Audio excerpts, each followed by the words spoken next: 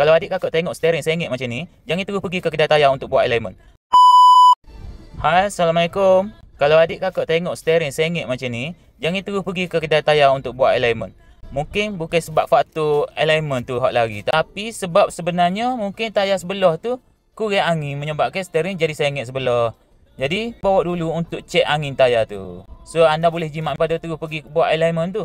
Untuk tengok berapa tekanan angin yang sesuai untuk kereta kita, kita boleh cek di kita punya kulit pitu ni.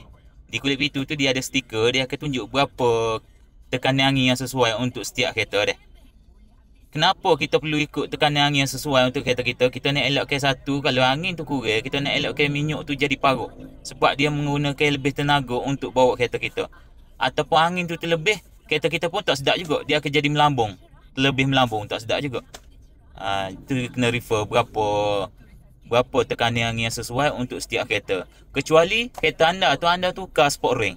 Kalau anda tukar sport ring, anda sendiri hak tahu berapa tekanan angin yang sesuai lah untuk kereta anda tu. Semoga bermanfaat. Assalamualaikum.